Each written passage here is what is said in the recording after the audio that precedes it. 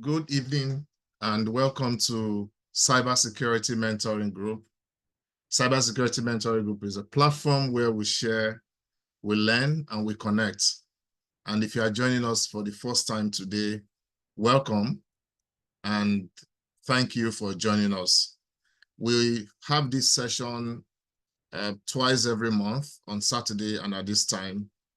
And this platform is created to help people who are in cyber or people who we refer to as career switcher that have found something or that have heard something interesting about cyber and they want to come and taste of that good thing.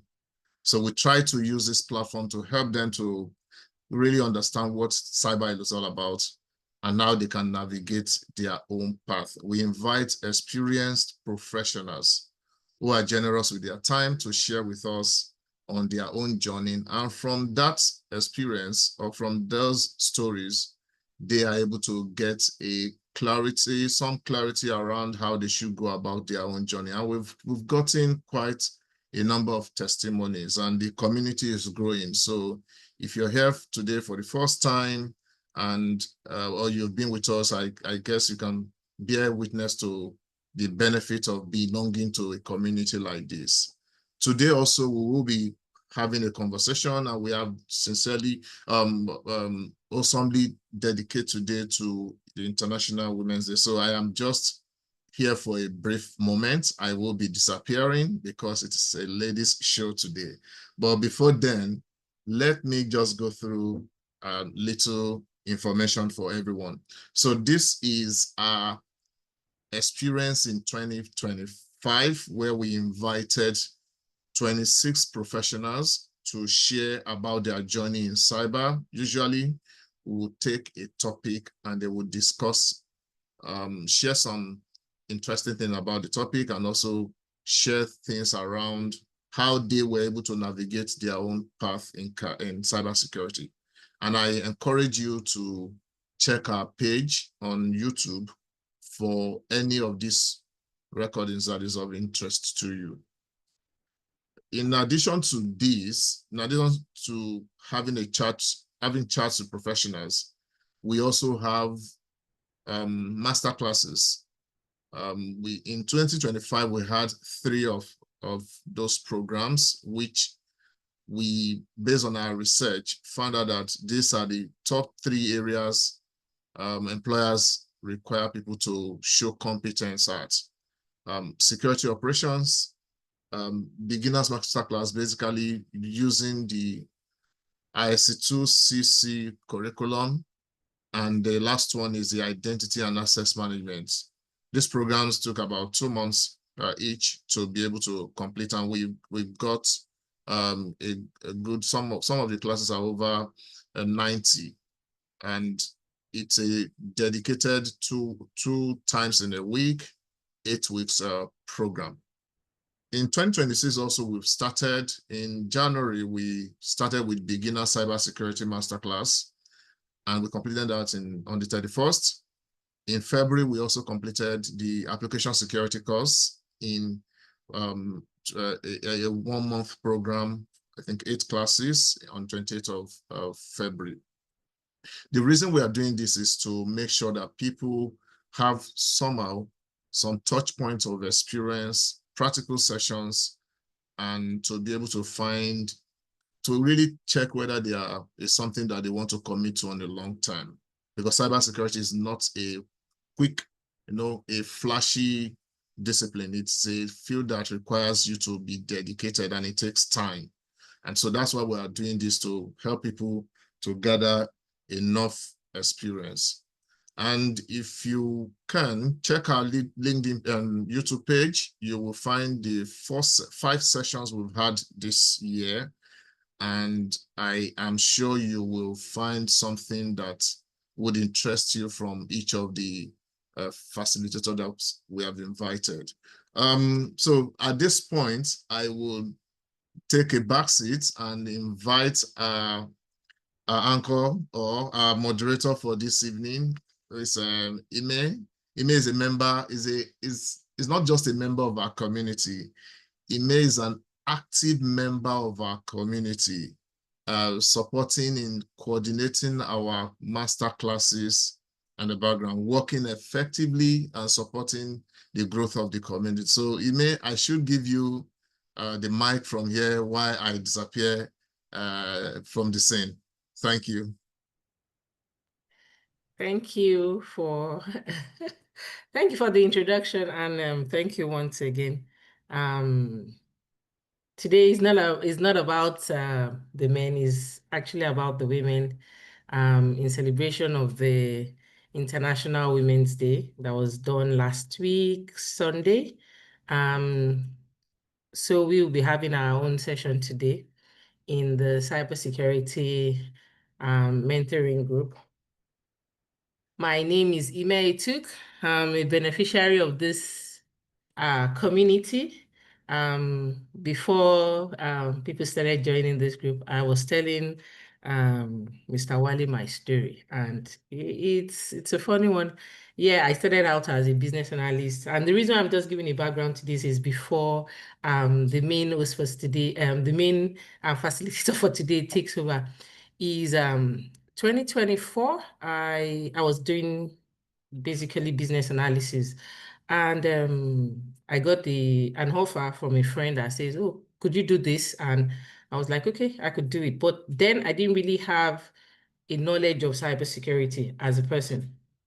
So when I heard this, when you hear the word cybersecurity, like, oh, let me run away, or I don't want to do this. So um somehow I said, okay, let me even listen to they're having a presentation, let me listen. So I listened to one lady's own. I remember her name is okay, Doing, one of the first people. So as she talked about her journey, it wasn't really, the smooth sailing one. He had his own bumps and everything. I was like, okay, can I still do this? I didn't pay much attention. Then there was this other lady, her name was Nkiru, and she talked about, I think managing, motherhood, parenting, and all those stuff together in a world that you have to like survive and show or prove your worth to, people around you and the male counterparts that you could do it. If they can do it, you can do it.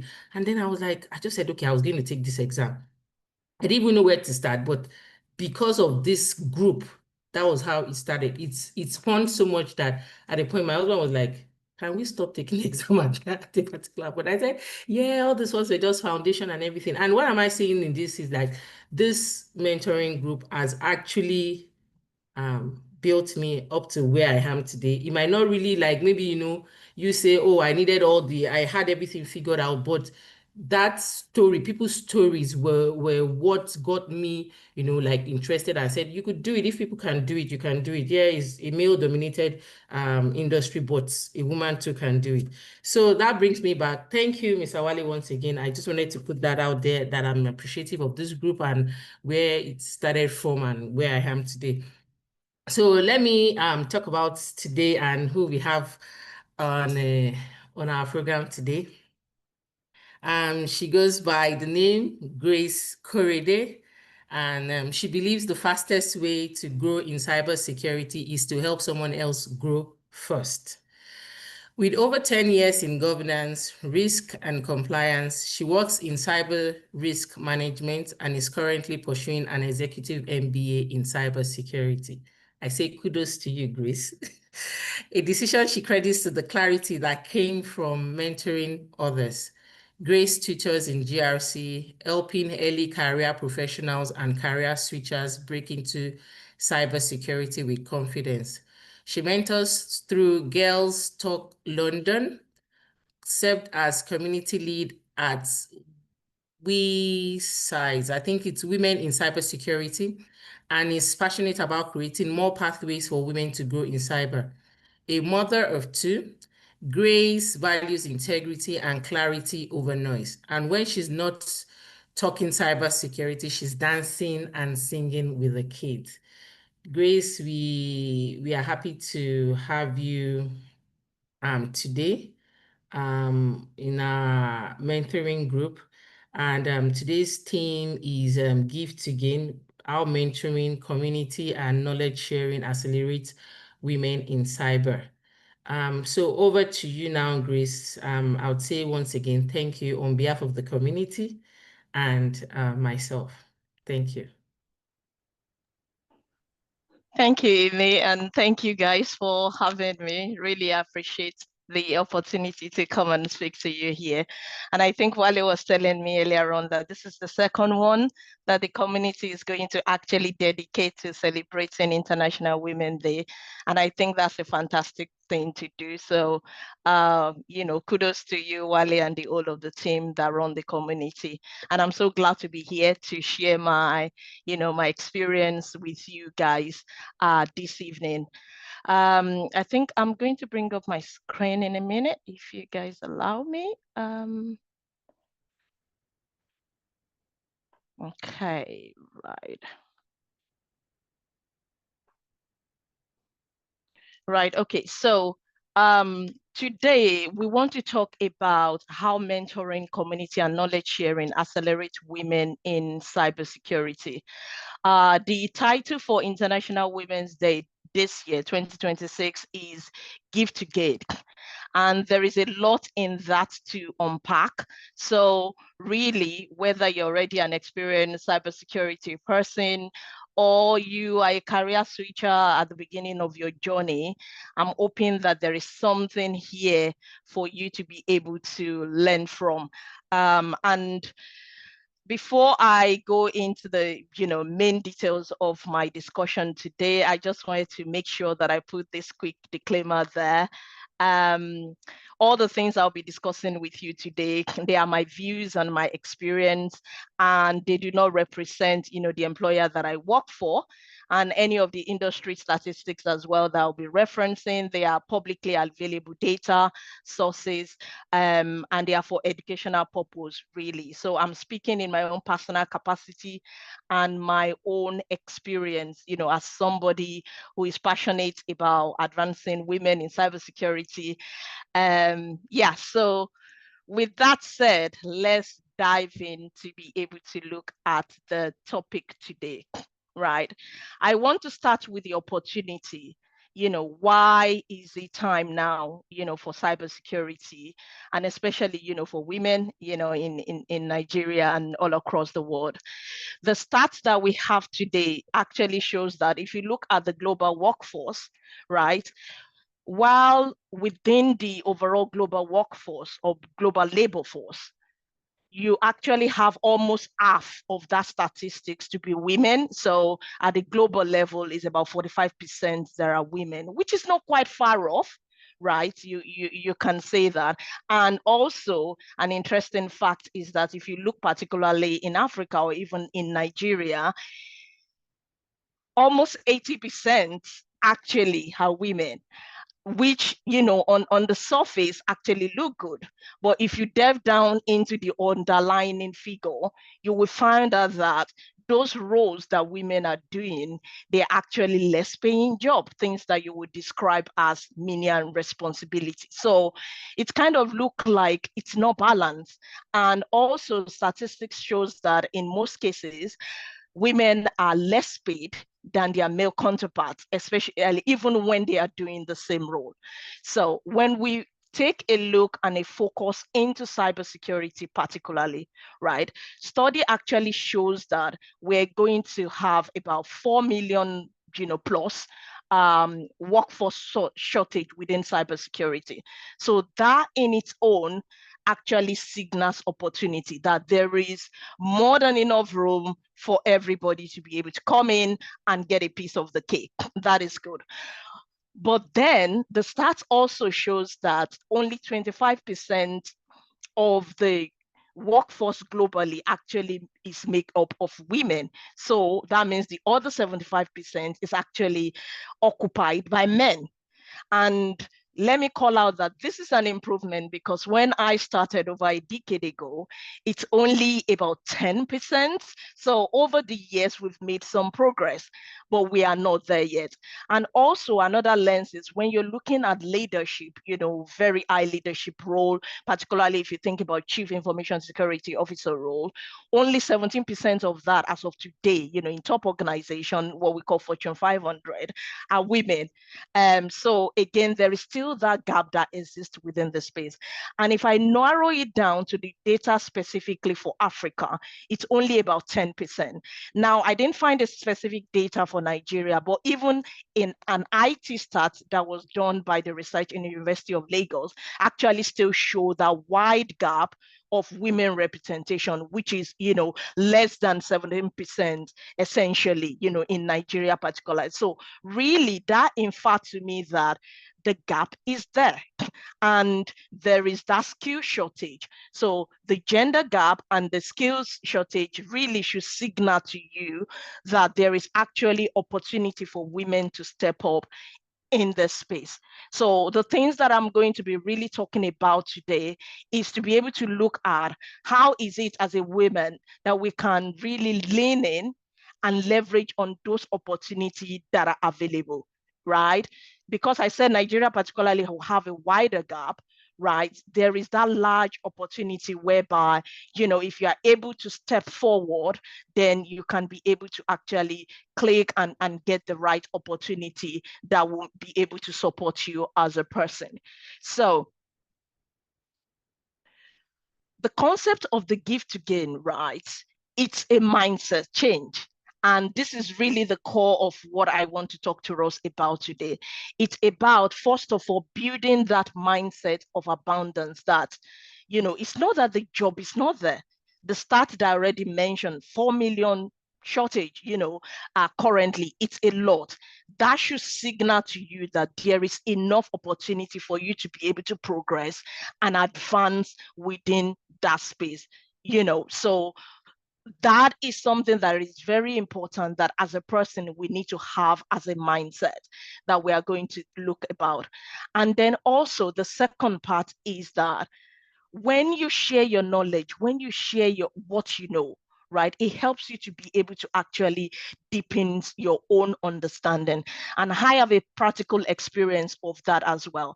And that's part of the things that I'll be sharing with us this evening, to be able to stress the fact that you don't need to wait until you become an expert in the space, right? The little that you're learning along the journey, you can pass that knowledge on. And the more you do that, the more it helps you to really gain clarity as a person.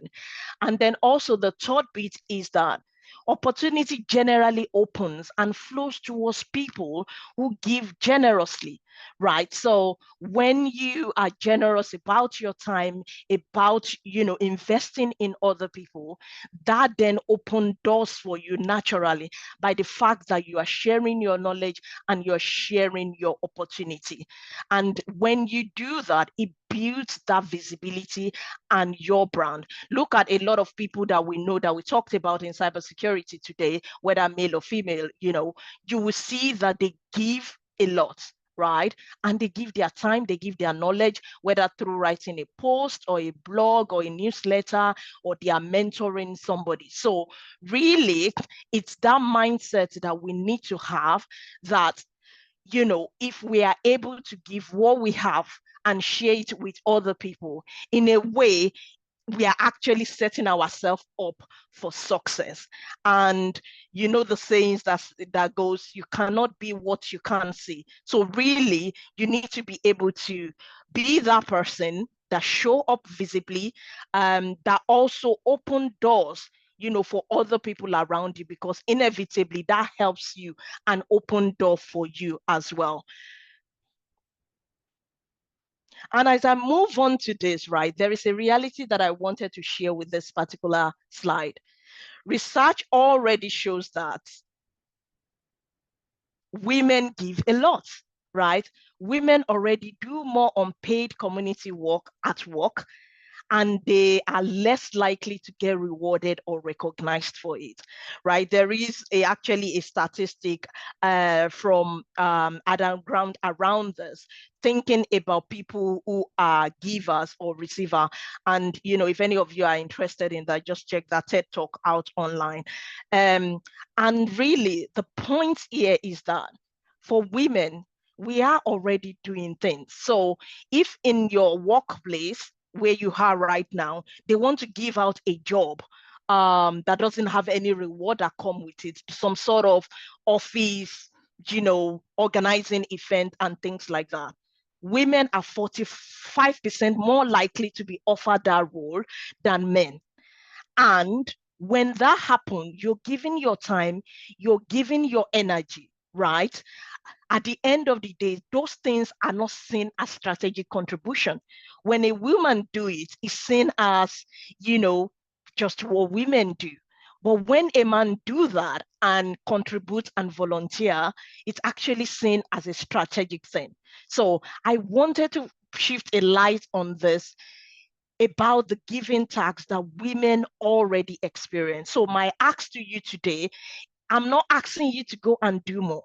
That's not the point. I am asking you to be strategic, to make your giving visible. Okay. And I'm asking you to really refocus, right? Not give more, not give less, but refocus and change how you give, so that where you are giving is where it can really make a difference for you in your career and help you to grow, because that is essentially my experience. So the risk for you is that if you say yes to everything, you're going to end up burning out.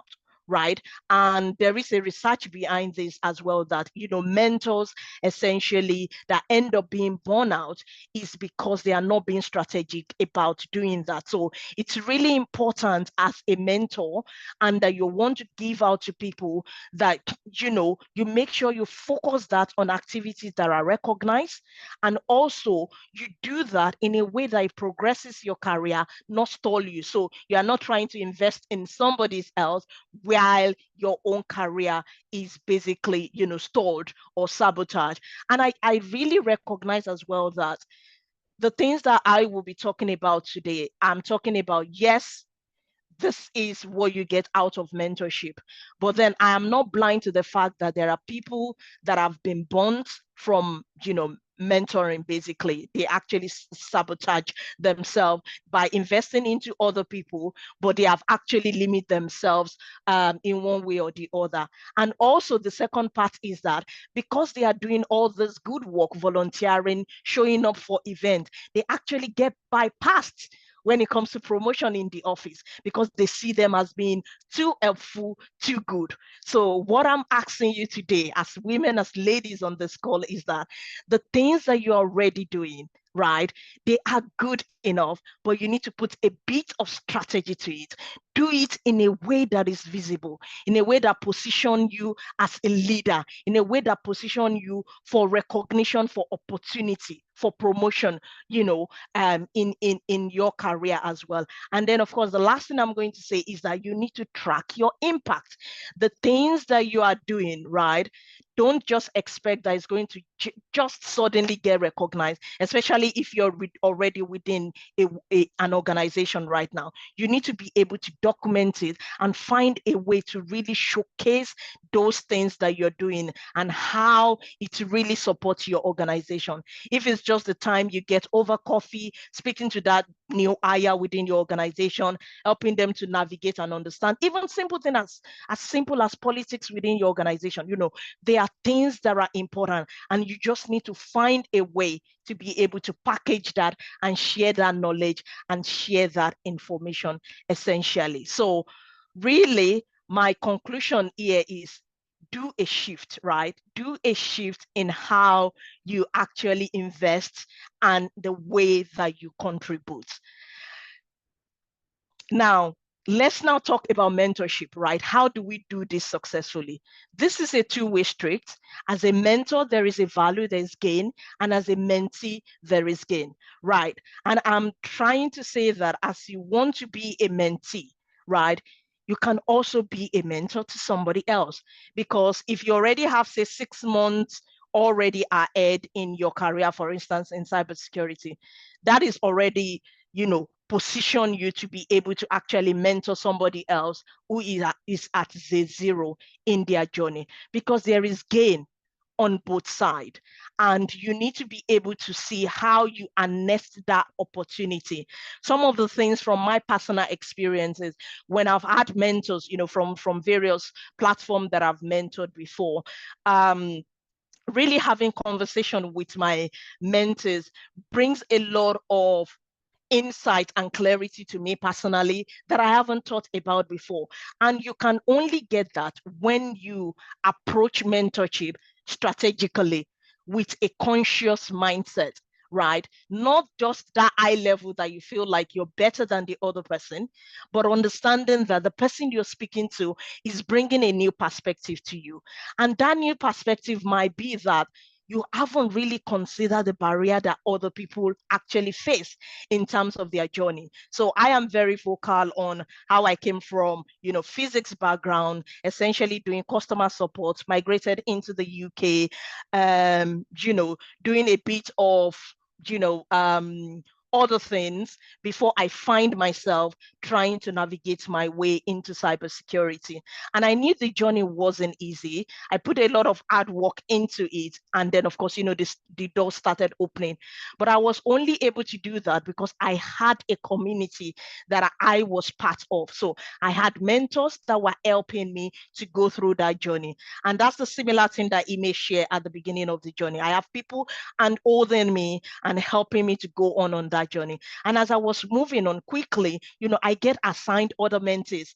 And because I have an obligation to support this mentee, it really helps me to think about the clarity in terms of my journey, in terms of how I am going as well. So I am saying there is two benefits here, right? It's all there. You can gain a lot as a mentee. It helps you to build those confidence that you need. It helps you to be able to really get introduction into opportunities. It helps you to have people that you sound advice to. But then I'm saying that the other bit of it is that you can be all of that to somebody else as well. So think about it in that two-way script there. And as I move on, the community, I cannot, overstress the importance of that. Right? Cybersecurity Mentor Group is a community, and that community exists because somebody and some people are giving their time into it. So see this platform as a strategic asset. Don't just come in every Saturday and just listen and walk away, right? Contribute and be an active member of the community. Reach out to the leadership and say, what can I do today, right? Be clear about the limitation of your knowledge, but then also know that there are some things and some skills that you've already got that somebody else can benefit from. Administration, helping to organize events, helping to share content on LinkedIn. That doesn't need you to be a cybersecurity expert to do that. Right? You already post on your Facebook, you post on your Instagram. So really think about it from that place, because what you get from this community, especially for us women, right? The recent research from IS Squared for 2026 Cybersecurity Workforce Survey actually shows that 45% of the responder, the women, feel like, their confidence it's not as strong as the men, and the men didn't recognize that. So what a community would do for you is to help you reduce that imposter syndrome, help you to bounce idea across other people, share without bias, share without, being judged. That's what you get from a community. Having somebody that you can ring and say, Ime, I have a meeting I'm going to in the next 15 minutes. I just need somebody to psych me up. That's what you get from the community, right? You won't get that from your work colleague. And also it's surface opportunity. I understand that in this community, we share opportunity. If somebody sees that there is a role out there, there's a training out there, I know that Wale share a lot of that. And that is what you get from this community that helps to really strengthen you. And then Ime has talked about, pair learning. We do a lot of certification in cybersecurity, right? And it can be daunting. You get that support, knowing that somebody else is writing CISSP, Wale has documented his experience and his journey in doing this, and having somebody else, another person else, going through the same thing with you, just help you to build knowledge and technical skills together. And as I said, don't just be the receiver, be that bridge. And one of that community, particularly that I know that is focusing on building that tech skill that we need in cyber right now in Africa, as I referenced, is the Cyber Girls and Digi Girls. They are doing amazing work in Nigeria and across 27 countries in Africa, right? Those communities are there to be able to strengthen and build skill. And it's because there are people working in the background to volunteer their time, to volunteer their resources. So find those platforms and see how you also can give and you can share. And when it comes to knowledge building, right, we always have the first step to take. So don't think about you want to start this by posting cybersecurity straight away if you already don't have a skill in cybersecurity. That's fine, but there's something else that you're better at. Or even as simple as, what is it that you learned from this talk today, right? It can be 50 words, it can be 5 sentences. That is how you build authorities and leadership. You grow from that, right? Writing is probably the first and the easier way because you have opportunity to refine your thought. You can use tools. There are AI tools available there. I encourage you maximize on it. Don't blank post. Don't just create content. Yeah, start with your approach and then use those two to help you build clarity and articulate your thoughts. And then you can start doing things like, sharing voice notes, short messages, and things like that. You can give lightning talk, share on webinars or workshops like that. You build the journey, but you have to start somewhere, right? You have to start the journey somewhere. It doesn't just happen. And as I close, final thing I'm going to drop with you is, if you're conscious on building, especially within cybersecurity, as a woman, you need to show up. You need to go to events, right? You need to really connect with like-minded people, because that will help you to be able to see what is possible. The biggest shift you're going to make into cybersecurity, it's about the mindset shift, first of all. And when you go out, when you speak to people, it helps you to be able to really combat the doubt that you have about yourself. And some of these events, they might be online, so don't tell me that you can't get a pass into a conference, right? There are a lot of this that are happening online, and you can be part of that. Okay, and volunteer. Show up consistently, because that will help to really transform your presence into influence. And really, as I said, as women, we need this more than anything else, because the odds and the barrier are already there. And doing this really just help us to be able to get one step ahead, one step forward.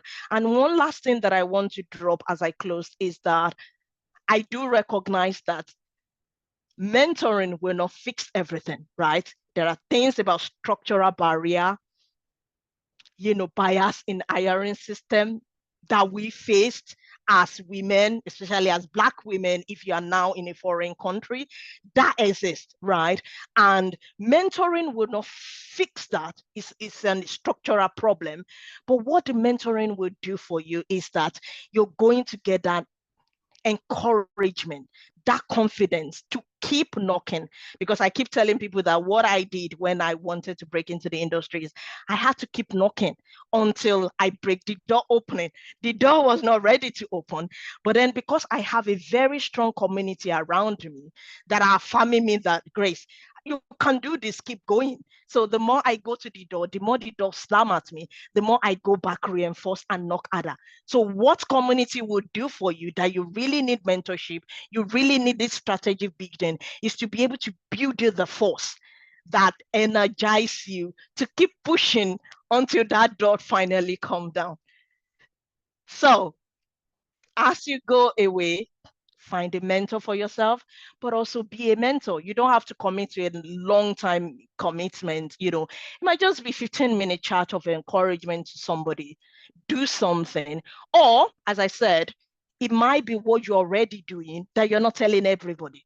Come and tell us about it on LinkedIn, right? That time that you spent to advise, that young teenager on your street, that time that you spent to be able to encourage those young people that are fighting over, speak about those things, because that's how you build visibility.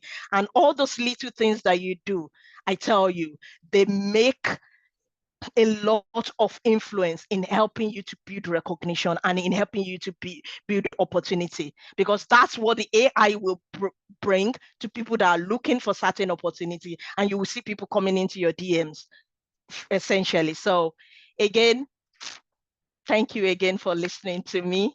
Hopefully you've been able to take one or two things from that. But yes, you can go back if you're interested, read on some of those references that really shone the light, on the gap that exists there, and the opportunity really for you to be able to thrive and find your own fit within cybersecurity. Thank you again, guys.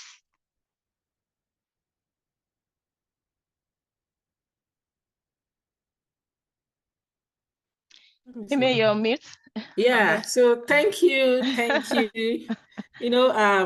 picked a lot from what you said, or maybe I would say we share some, some similarities in the story, moving from a country migrating into a new one, knocking, and then getting the door slammed on your face, rejected before the application gets there, and it does. But eventually, somebody would see your post or something, and they say, "Okay, I think I like to work with you," and I think same I would say worked for me. Which I really liked. There was this word you said reinforce and go harder. So when I was talking initially at the beginning, I said something. I said there were times that I would do one exam, and in my mind I thought that was like, the best there Ultimate, is. yeah. Then you go and they said, oh, this is just like a foundation. You've not even gone far. Then you go again, you write another one, then you think, then like, oh, okay, yeah, just getting there, and you keep going. And I just shared something. It was like you were there when I was sharing it with Mr. Wally initially. I was like, I just feel I need to do one more exam. And just like the way the cybersecurity world works is like you keep reinforcing till you finally get there. And for Black women, totally, I get it. It's like you need to prove yourself times two or times three or times four or times whatever, just to say, I know what I'm doing. And if you give me this opportunity, I can prove myself. Once again, I thank you for sharing your thoughts on Give to Gain. It really resonated with me, and I think maybe some other women, because I saw Susanna, she gave a thumbs up and love, because it's like, yeah, everything you said was right. So if anyone has questions that you want to ask our facilitator today, which is Grace Korede, you can bring it up here, or you post it, or I can unmute you for you to ask. But I'll go with the questions I have here. So the first one I would ask is what skills, that's to you, Grace, what skills, technical and not technical, are most important for women to succeed in cybersecurity today? Generally in the security world, you would say it's something they should, have to get started, or they're already in it, or to accelerate their journey in the security world.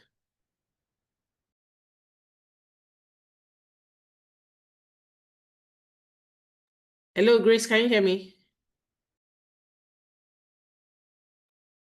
Yes, I can hear you. I didn't know that I've gone on mute. So I was just talking to myself there.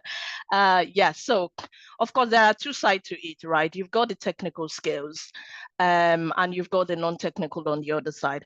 I think from the technical point of view, in the current age where we are, I think knowledge of cloud security is very important. It's not negotiable right now.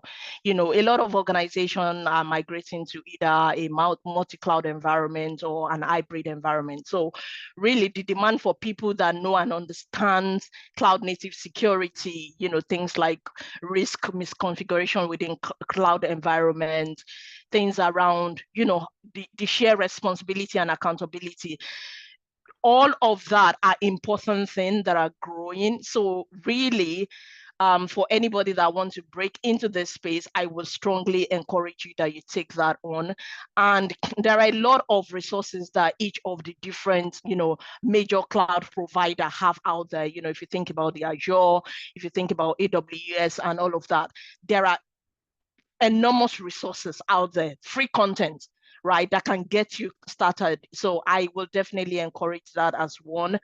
And I think the other thing is really because security is about, protection that we do in this space. I think knowledge of, identity and access management is critical as well, irrespective of what you're doing, whether you are, security operations, or you are, technical threat intelligence, or you even do GRC, like I do. Just understanding things around identity parameter, how that exposed an organization, general concept about, security architecture, zero-day architecture, and things, zero trust architecture as well. So I think things like that are very important, and you can be able to, learn about this and just understand basic things around how you manage identity, basically, and how decisions around that is made within cybersecurity. So I think from technical point of view, I would say that will probably be a good starting point, irrespective of where you eventually decide to master or be an expert on. And I think from the second bit, communication skill is very important, and a lot of people really undermine this. So, and I do encourage a lot of people who are career switcher, maybe from HR, from banking, finance, and things like that, that you can really leverage on this, the ability to be able to translate technical things into non-technical language for board, for executive, because I work in GRC, so my role is very strategic, and I know the importance of really being able to do this essentially. So I would say what separates a good professional from a real leader is ability to communicate effectively, to the right audience when it comes to security risk and the audience. And then I think the second piece is the stakeholder influence or engagement, as you call it. Every organization has its political structure on it, right? Whether it's written or unwritten, and your ability to be able to drive security initiative across a broader scale, especially people that don't report to you. How do you really influence them to understand security, to help you get the outcome that you need? Is very important. So I would say that every cybersecurity person should be able to actually, develop those skills, and it's things that you will sharpen as you progress within your career, because it really helps you to get value, out of your role within your organization, for you, if you are able to manage people, your stakeholders effectively. Thank you. So I'll do a quick recap of what you just did. You said we should have a knowledge of cloud security, which is very essential. Communication skills in terms of being able to communicate technical terms into non-technical terms, and then stakeholders engagement in terms of those that do not report to you directly. How do you get them, how do you get them to buy into what you're proposing, or to understand them in such a way that you can actually do your work effectively? So those are the three goals. In case anybody is on the call that wants to understand what she has articulated in those minutes, is what I just quickly drafted, because I was putting it down. You said you have to write, so that when I'm writing on LinkedIn, I can say these were the things Grace communicated in our meeting. So one more question before another one is, how will our male colleagues actively support women's growth in cybersecurity? What do you think? Because yeah, I know you know what I'm saying, even without saying it, because sometimes they feel, oh, can a woman do this role? I've been to a job interview where the person that was interviewing me said, I'm not going to stop asking you questions until the slide is over. So it's like each slide you answer the question, each slide you answer the question. And I just felt as if they were just trying to test it wasn't really like they wanted to give me the role, but I just felt like they just wanted to test my capability. Like, do you actually say you know what you know? Kind of. So that's why I say sometimes that's why that question for me is key, because I feel, how do male colleagues actively support women women's growth in cybersecurity? If you can. Yeah, thank you for that. Another good one, Amy. And I think this particular question, I feel strongly about it because I've experienced, that as well in my career, and also what genuine allyship really look like. Um, I remember, the early days in my role, and even up till now, I'm generally one of many male in the room.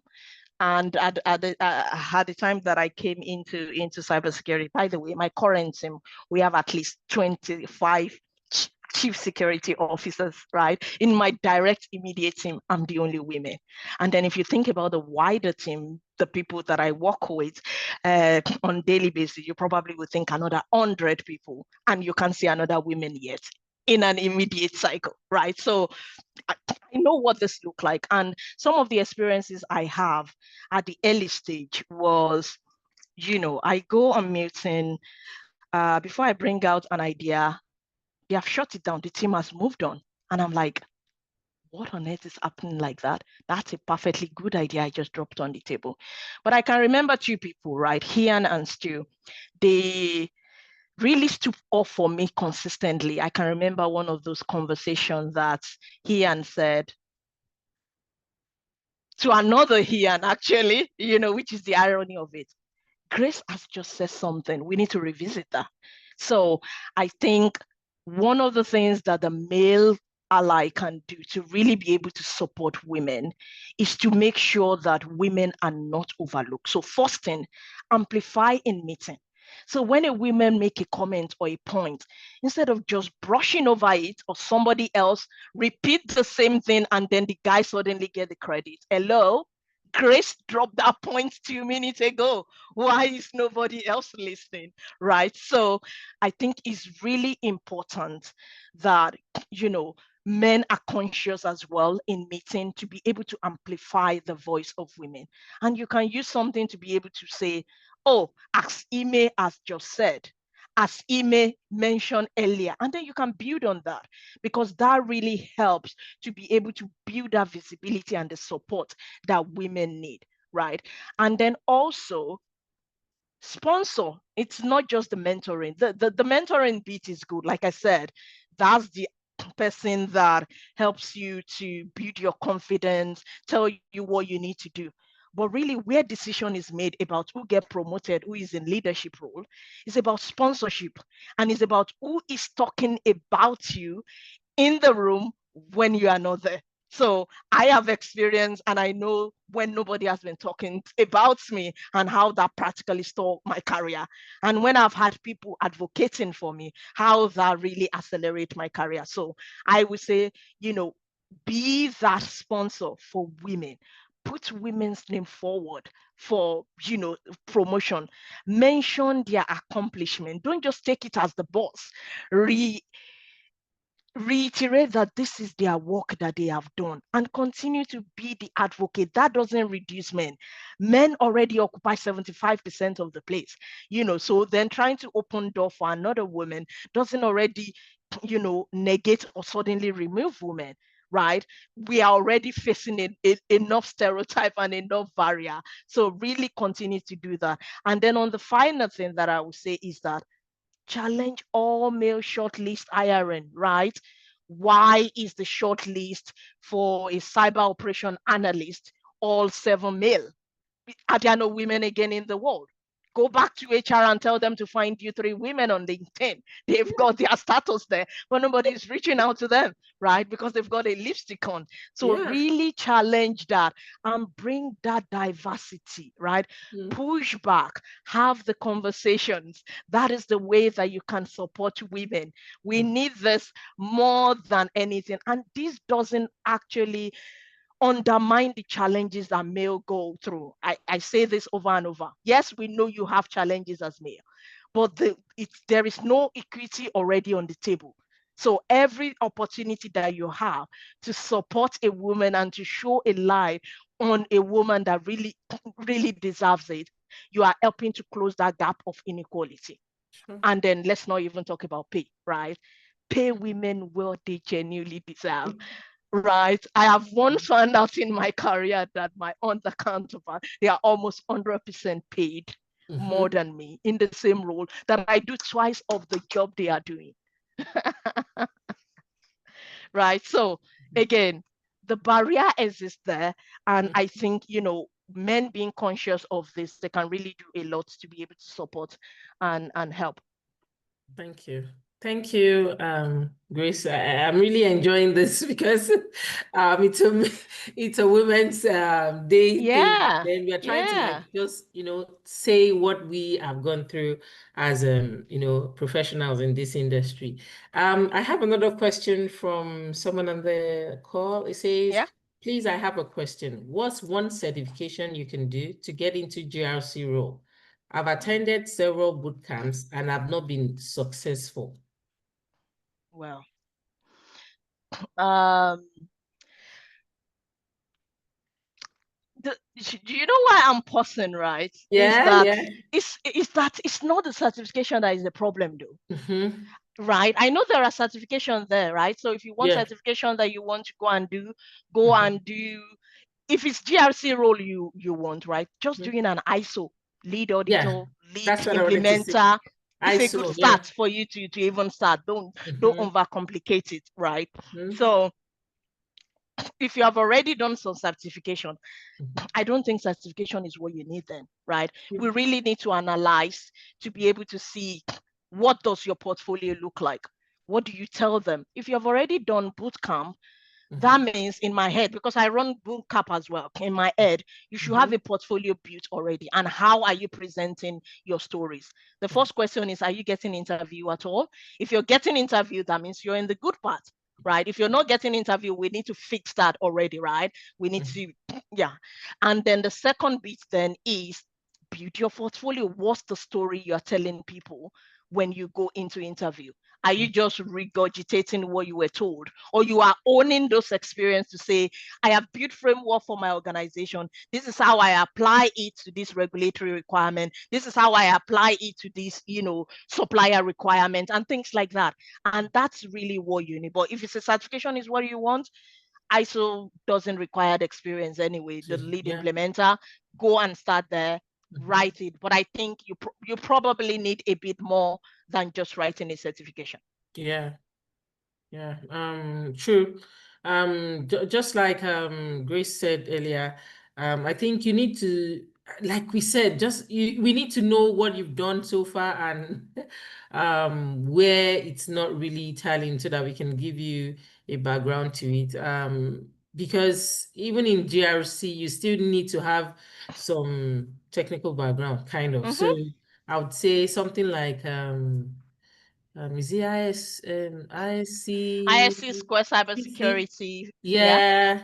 So you Certification. have a lot. So you just need to know where exactly are you not getting it right. Then I think there's some YouTube videos. Maybe you might need to watch what governance is about, what risk is about, compliance. When you're able to tie the three together and understand it, then maybe you might be able to now understand. Because is there any certification for? Okay, I think there is one for GRC, but you have to have there are certifications for GRC. right? Yeah, CGRC. especially if you look within ISACA. I don't know whether you people are very close to ISACA anyway. So you have governance specific qualification there. But the other thing that I wanted to specify is, I don't know how much of time that we've got, is that GRC in itself, right? If you're starting out, although it sounds very easy to do, thank you. but it's a strategic role. So unless you have a good experience in corporate, so tell me that you're coming as a finance manager, as an experienced business manager, as an experienced project manager, yes, you can cut the basis and then end up as a GRC analyst, because it's not an entry level role, and I'll be very honest with you, right? But if you're at the start of your career and you are still switching and coming into cybersecurity, you need to go and less analysis role, be hands-on, be able to do vulnerability, build a bit of technical skill. Because that's then, once you've done a bit of that, then you can shoot up and then acquire those GRC role, because GRC role generally come at a manager level, at a senior manager level. So it's not going to be just an entry level in that sense of it. But like I said, if you're an experienced mid-career person, then transitioning can be easier. And we can look at what you have done, tailored it, because we know that there are a lot of transferable skills. Tailor that into how you move nicely, into the space essentially. But you just need to do a bit of the groundwork to make it happen. It is definitely possible. But it needs a bit of push and hard work behind it. Not something that you give up after trying 6 months. No. True. Yeah, like sometimes you say become a become a cybersecurity expert in 3 months. I like don't even bother. I studied computer science, and I wouldn't lie to you, it wasn't even easy for me. So you can imagine if I have a background in tech and then trying to do the cybersecurity, and I'm like, yeah. You need to you need to really put in the work. It's not, don't let anybody lie to you that in 2 weeks or in 6 weeks you're going to, no, it doesn't work that way. You need to put in the work.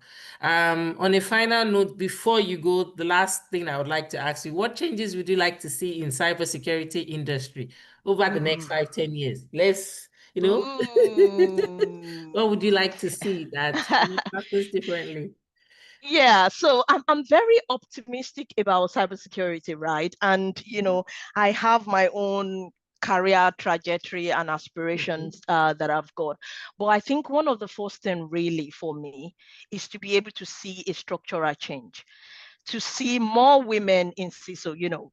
I've researched this. I look at this data like literally every year that Accenture and Deloitte publish their reports on this. And if you don't see a lot of people that look like you in the role, and then more so you're a Black woman, then it just makes it's a, believe me, like a fairy tale wish. I was speaking to one of my university professors, and I was like, Grace, let me be honest with you. And I'm like, why did I even come to you, man? I shouldn't have come to you, man. Yes, so I want to see, I'm open that we will see more women in leadership role within cybersecurity, more CISO, right? We have moved now to about 17% within the Fortune 500, when you talk about the top 500 organization, right? So let's move that number better. Let's move close to 40%, right? And then, of course, you can start thinking as a woman of color, there is a chance for me to be able to get into that. I think that's the first thing that I'm hoping that we can be able to see. And by the time we see more leadership, young girls can see representation that can take them to where they want to be. So they don't just want to be content creator anymore. They can then make sure that the workforce in cyber move from 25% to 50%, because that's where it should be. So I think that will be the first thing. And then also from that is to be able to really see change in terms of psychological safety for people that are moving and transitioning into cybersecurity as well. Again, there is already the stereotype you share at the beginning of the call that when you hear cyber, you'll be like, oh my God, can I even do this? Right? So we need to be able to bring this into a way that it's not just about the technicality. The technical bit is important, but then also understanding values that career switchers can bring and then build and develop in terms of their skills. So I think that will be the other shift that I would like to see, that people can, transition easily. So for instance, one of the things that I see started changing, because I remember when I started, any job you see in cybersecurity need 5 years experience. Right, I want to transition, or I just left uni. How on earth am I going to see that? There's gradually a change because of the shortage. So when you look at job description right now, they don't have the symbolic 5 years that they are looking for. So limiting those sort of barrier as well really make it easier for people that are career changing and switching. And I think on the final bit is really for the pipeline for Africa and emerging markets, to really have investment in cybersecurity in those spaces, not just recruiting from, because that's happening right now. The big organization, the big tech, they bring big money in, buy those startup off, and that skill has transitioned to Europe, has transitioned to US, right? Let there be a conscious investment that people with technical skill can stay and be well rewarded in Africa, you know, where they have got the skill, because a lot of people move because they have better reward for the same experience by moving out. So really, yes, that would be the sort of, you know, the changes that I'm hoping that we can get to in the nearest future within cybersecurity. Okay. Thank you, Grace. Thank you. It was really nice, you know. I would say it's a chat, because just like we are, we're chatting with each other for this chat, and for the insight you've brought into Give to Gain, which is us marking the International Women's Day. For the person that sent that information, if you don't mind, you could also I think I'm on the main group too, so you can share what is like, or what your CV looks like, with either me or Grace, and maybe we can take a look at it to see where you're lagging, or where you might need to, you know, reinforce. That's the word. Because I know I wrote the word down here. Reinforce and go other, because as a woman, you need to prove yourself more than once, more than twice. I know I've been there and I'm still there. So you need to prove. Someone like once asked me one time too and said, "And do you know that? Can you configure that?" And I'm like, "Yeah, I configured that and I got a certification for it." So, you know, so sometimes they question you like, "Are you sure you can do that?" So if you get those, don't let those hinder you, but rather let those be your, you know, propellers, things that they say, and it propels you to say, "Okay, I'm going to show that I can do even much more than this." So that when the person looks, you know, again and said, "Oh, maybe I should have taken a chance on that person." And so, yeah, it should be propellers. Don't let things like that hinder you. Thank you once again, Grace, for coming on today's program in our community, which is organized by Wale Maika every bi-weekly in a month. And so, yeah, so Mr. Wale, if you're there, you can take over. We are done for today. Thank you. And thank you for everybody on the call too, for you know, sparing your time and listening to Grace and I go at it. Thank you so much. Thank you so much, Grace, and thank you. Your message is not only for women. I think it's applicable to us as well, at least particularly the aspect of mentoring and making sure that you are also pouring into other people, because if you are taking in a loan as a container, you can't do much, but as you are getting, you are also giving, and that helps you to renew the knowledge that you have. Thank you, Amy, for hosting this, and thank you, Grace. I will go through the rest of our activity for today. These are just information. Will be done in the next less than 5 minutes. On the 19th of March, that's on Wednesday, we will be having CISSP success story. We have 5 speakers who have recently passed the exam, and they will be sharing their experience or strategies of how they were able to overcome the mighty CISSP. So if you are thinking of CISSP, or if you know people who are thinking of CISSP, please share with them so that they can join. A little information can be the difference in terms of preparation. Also this week, I think next week, Saturday, we'll be having an AI course in security, foundations of security in AI. We just want to get that conversation started. It's a two-week, 2-lecture series on the 21st of March and on the 28th of March on Saturday like this between 4 p.m. and 5:30. This is GMT +1, so it will be 3 p.m.